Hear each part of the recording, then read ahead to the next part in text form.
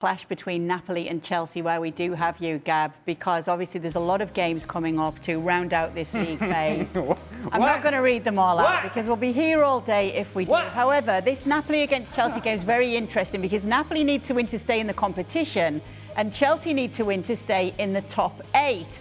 It's pretty much a must-win for Napoli, whatever happens though, Gab. Yeah, I mean, the table's very, very clear. They're in the situation. They're just outside. They screwed the pooch last week when they were 1-0 up against 10 men against Copenhagen. And then somehow they allowed Copenhagen to equalize. And no, in case you're wondering, Rasmus Højlund didn't switch teams halfway through.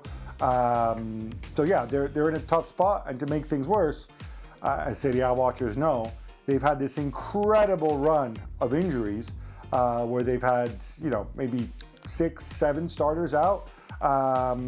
And they will likely play Conte will likely be forced to play the same 11 that lost to Juventus on Sunday night. So yeah, everything is poised against Napoli. He's going to really have to pull a rabbit out of a hat, I think, to get this done. Yeah, including their manager right now in Champions League play, right, Gab? Because there is this narrative with Antonio Conte that when it comes to European football, it's just not quite the success that he's enjoyed as he has in domestic football. Yeah, look, the narrative certainly exists. If you throw in the Europa League, I think he did go deep in that once or twice. But I just think this season, I'm giving him a pass on it, and I think everybody else should, because of the injury crisis. Just for reminders, it's Rachmani, it's Zambo-Anguissa. Lukaku will probably be on the bench. He's basically been out all season. It's David Neres. Top to bottom, they have so many guys out, and he's had to play the same 11. He's had to play kids like Vergara. The things holding this team together is basically Scott McTominay and nothing else.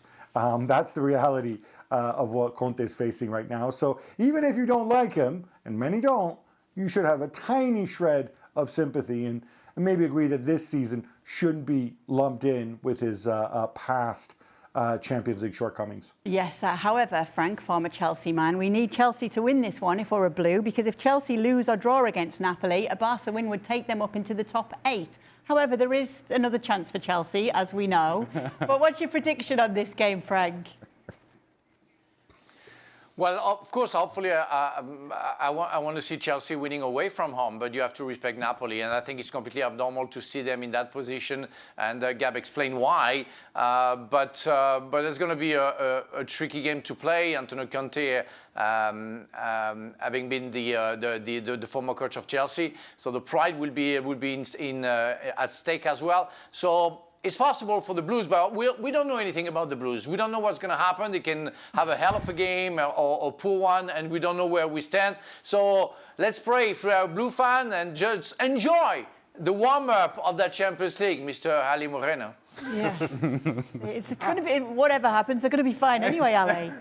Well, this is for all the army of three that are for all this league phase format. We had Shaka trying to change the format himself. Gab in his first answer wanted to change the format too, and then called it himself, not me, Fugazi, because of how they separate teams because of goal differential. And then Frank said, I don't even care about what's going on in the league phase. It's a nice warm-up phase to what is coming up next. So this army of three is really not making the argument that they think they are. Okay.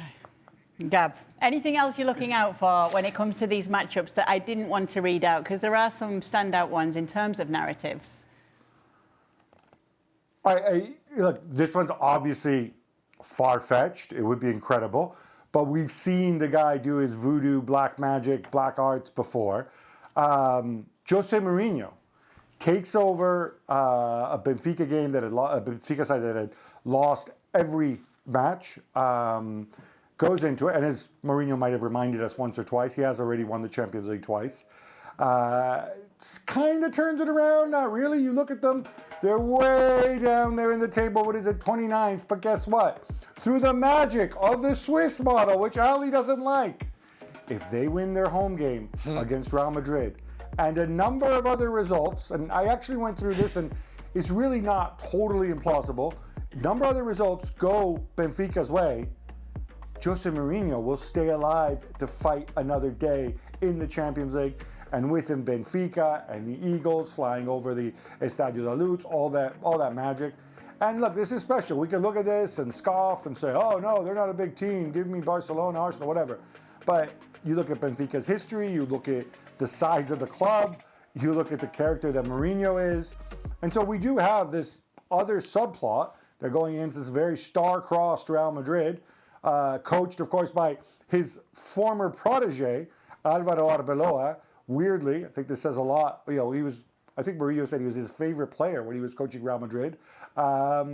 So yeah, this would be pretty delicious, pretty special if it happens. I'm not trolling Real Madrid fans in any way, shape, or form. You guys will be fine anyway.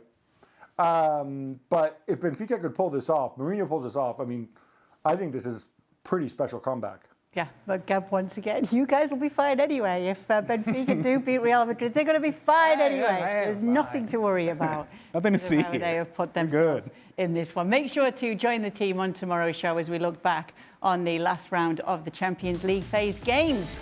And no doubt more talk about the